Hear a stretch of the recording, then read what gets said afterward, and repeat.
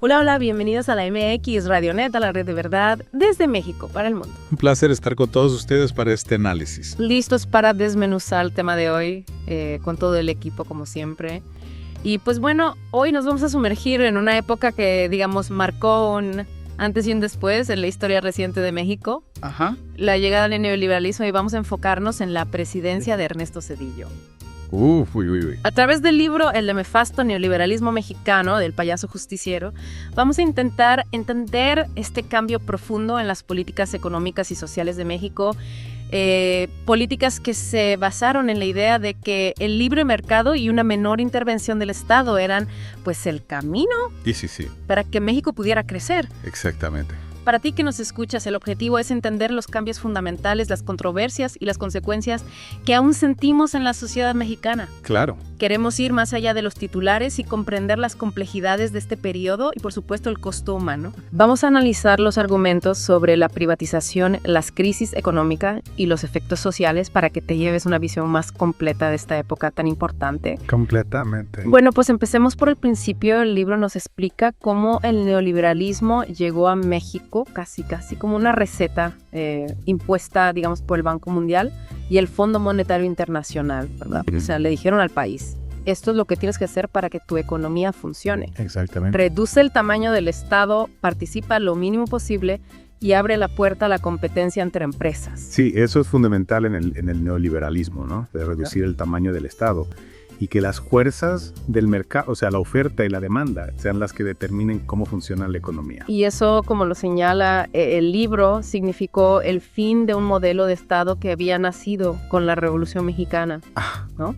Un Estado que se preocupaba por el bienestar de la gente, por proteger los derechos de los trabajadores y de los sectores vulnerables. Exacto. Y el neoliberalismo vino a cambiar esa idea por completo. El autor lo dice sin pelos en la lengua.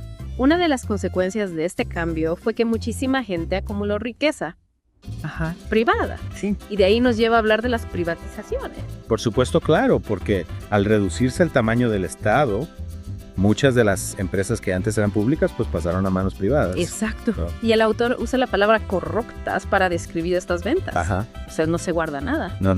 Dice las cosas como son. Es muy directo. Pero bueno, si pensamos en cómo afectó esto a la gente común, vemos un impacto muy fuerte en los trabajadores. Por supuesto, porque al privatizarse muchas empresas pues se perdieron muchos empleos. Claro. Y los que conservaron sus empleos pues a menudo vieron reducidos sus salarios o sus prestaciones. Muchos se vieron obligados a aceptar sueldos más bajos con su dinero. Podían comprar menos cosas. Exacto, la pérdida del poder adquisitivo. El libro enfatiza que muchísimas familias cayeron en la pobreza y el salario mínimo se quedó congelado durante 6 presidencias seguidas. 6 presidencias. Imagínate, eso es un montón de tiempo para que el sueldo de la gente no suba. Bajo este modelo económico, Es una barbaridad. 6 presidencias. Sí. Y esto contrasta con lo que se prometía, ¿no? Que estas políticas nos iban a llevar a ser un país de primer mundo. La gran promesa del neoliberalismo era que íbamos a alcanzar a los países desarrollados. Exacto. ¿No?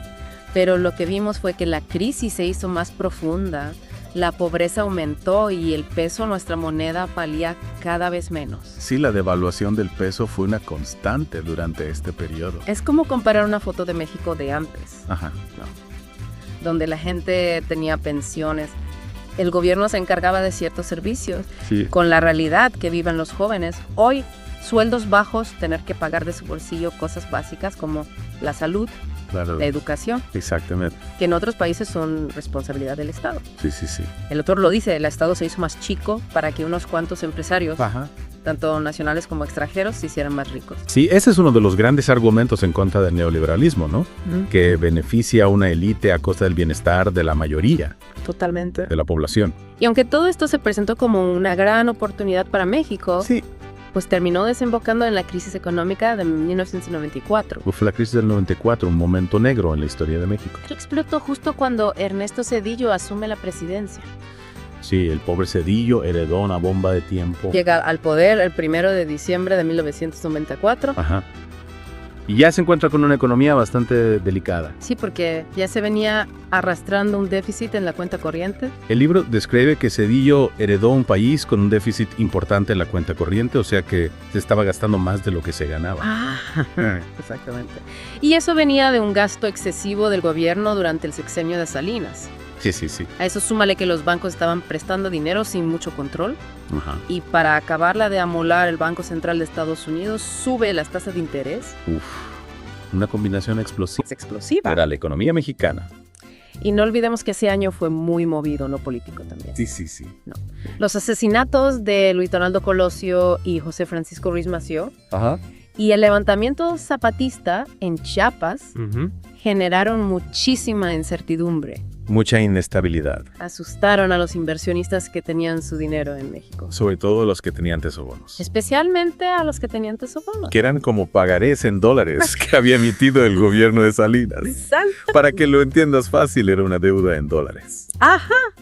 Y si tu moneda se devalúa, esa deuda se vuelve mucho más cara de pagar.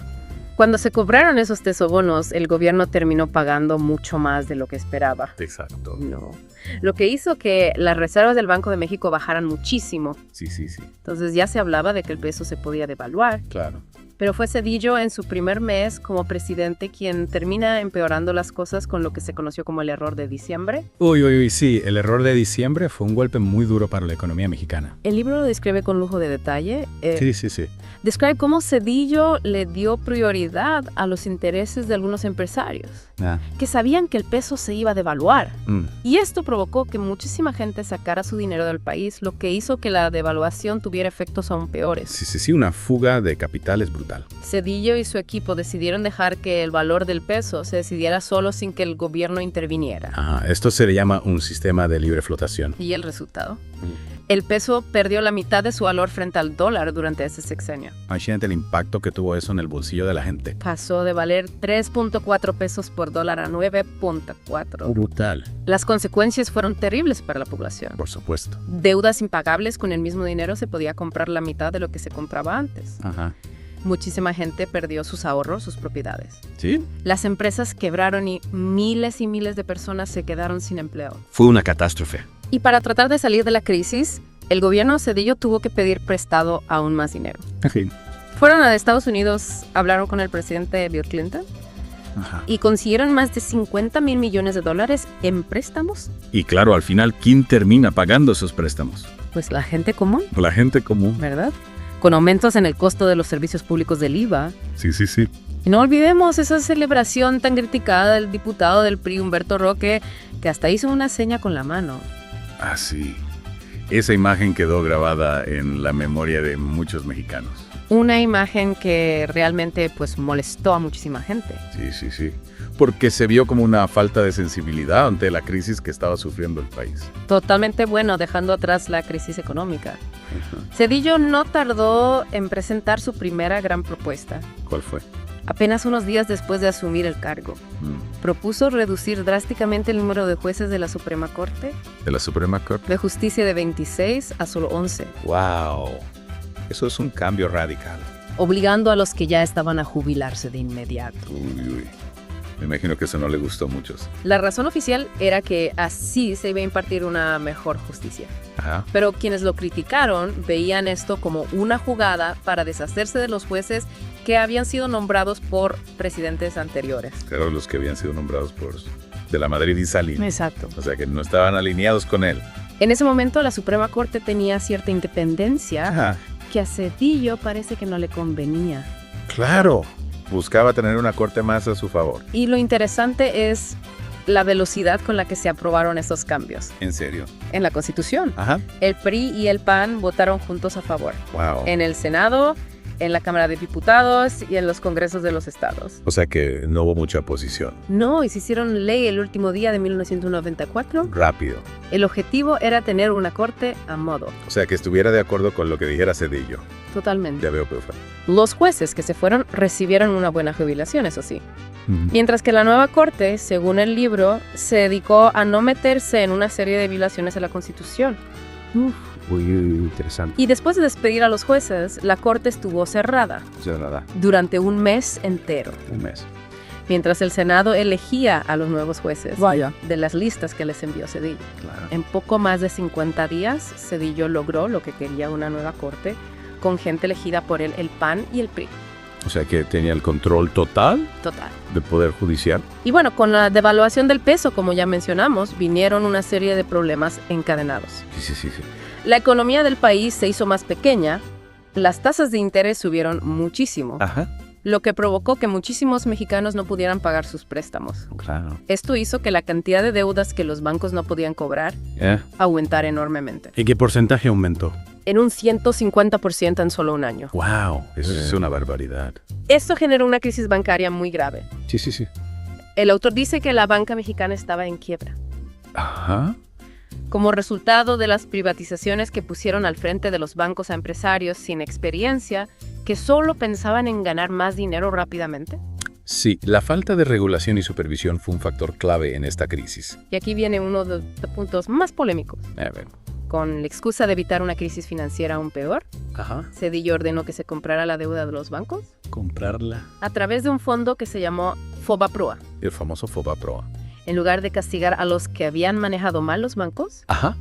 se decidió que esa deuda, que era una cantidad enorme de dinero, Sí. más de 52 mil millones de pesos, la termináramos pagando todos los mexicanos O sea que socializaron las pérdidas, durante varias generaciones. mientras que las ganancias se quedaron en manos privadas. El autor lo describe como un rescate que hizo aún más ricos a los banqueros. Sí. Sí, una transferencia de riqueza de los pobres a los ricos. Y todo esto con el apoyo del Congreso, gracias a que el PRI y el PAN tenían la mayoría de los votos. Claro. Después de asegurarse una corte que lo apoyaba, ¿Qué? Zedillo aceleró sus planes para vender empresas que eran propiedad de la nación. ¿Y cuál fue su siguiente objetivo? Los trenes.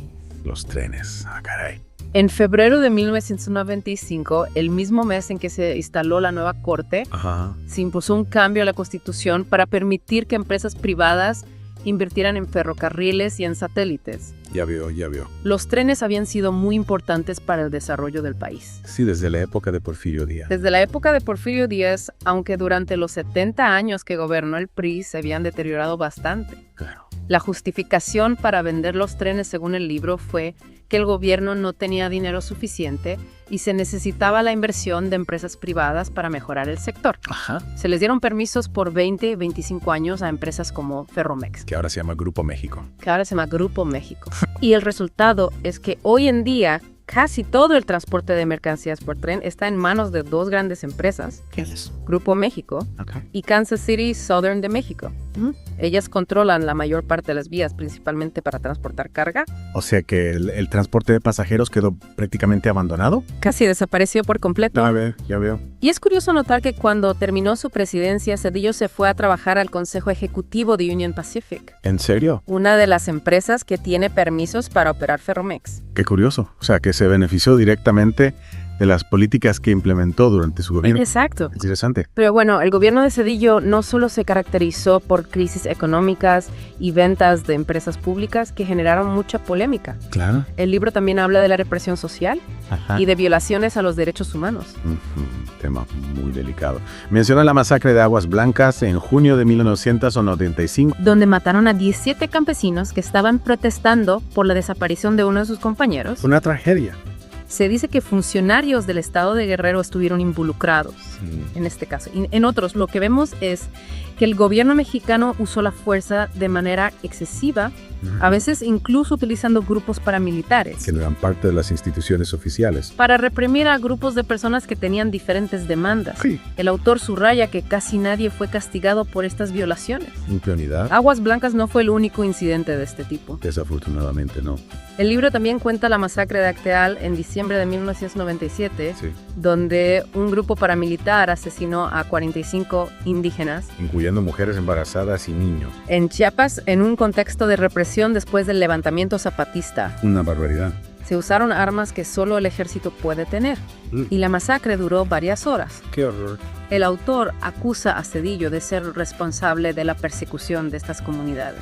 Y dice que los jueces que él había puesto en la Suprema Corte no hicieron nada al respecto. O sea que la justicia no llegó para las víctimas. No, y fue hasta el 2020, En el 2020. durante el gobierno de Andrés Manuel López Obrador, que el Estado mexicano reconoció que había sido responsable de la masacre de Acteal y ofreció una compensación a las familias de las víctimas. Algo que no ocurrió durante el gobierno de Zedillo. Exacto, en 1997 Zedillo impulsó otro cambio muy importante. ¿Cuál? La reforma del sistema de pensiones. Ah, Las Afores, su argumento era que el Seguro Social Biggies. tenía muchas deudas y no iba a poder pagar las pensiones en el futuro. Ya veo, ya veo.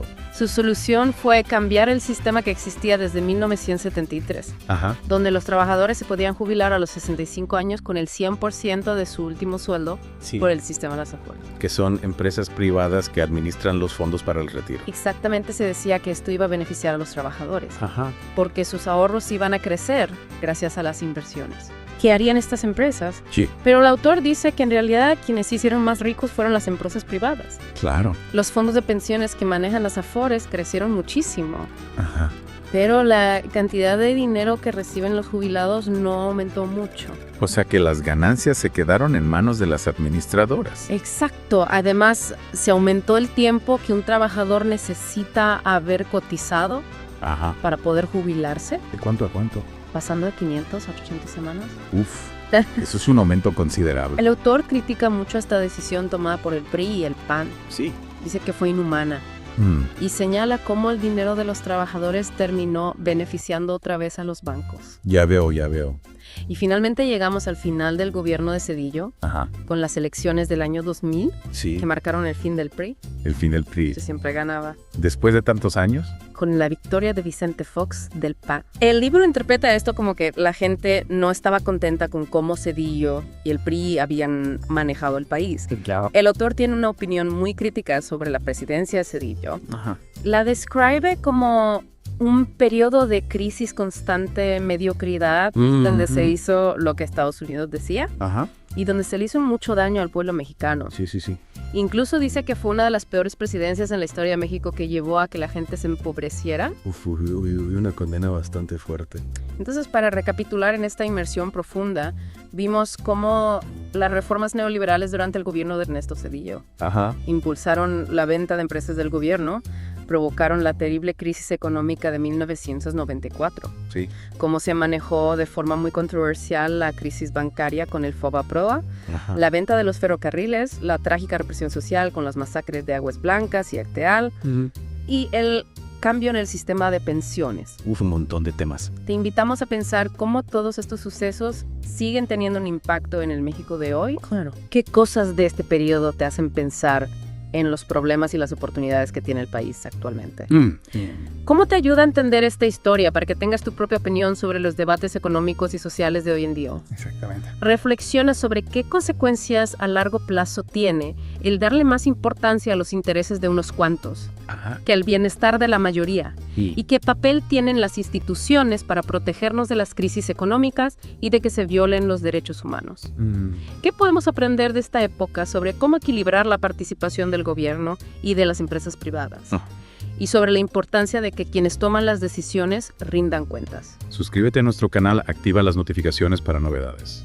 Fue un placer, nos escuchamos pronto.